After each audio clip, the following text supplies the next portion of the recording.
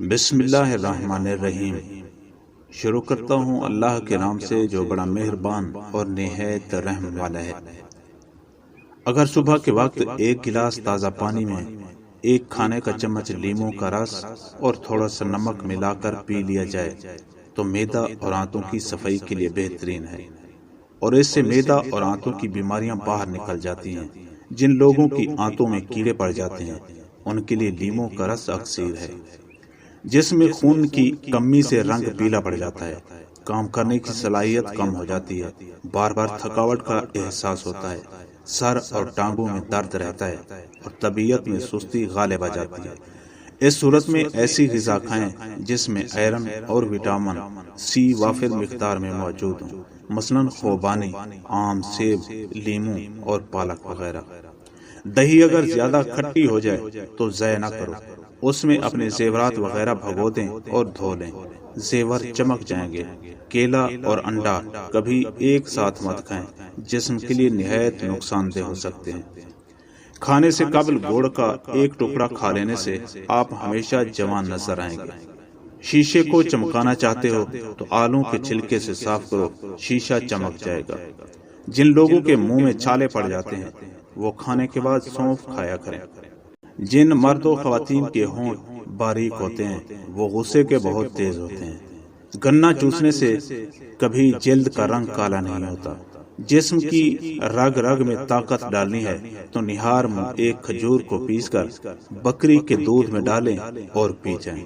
جس عورت کے ماتھے پر تل ہو ایسی عورت برکت والی ہوتی ہے۔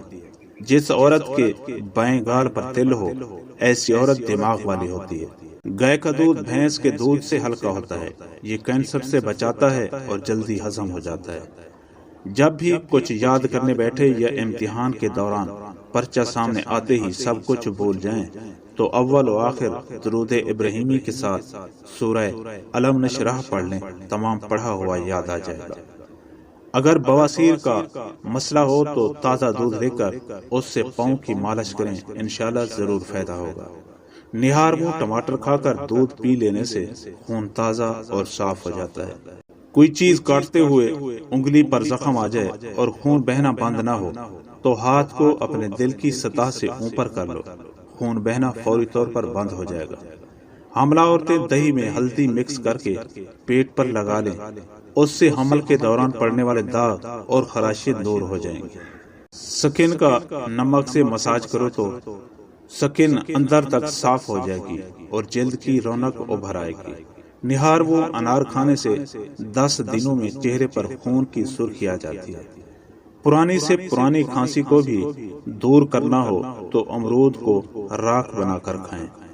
اگر ماہواری کے ایام میں پیٹ اور ٹانگوں میں درد ہو تو ادرک اور نیم کے پتوں کا رس ملاؤ اور پی جاؤ، فوری آرام آ جائے گا۔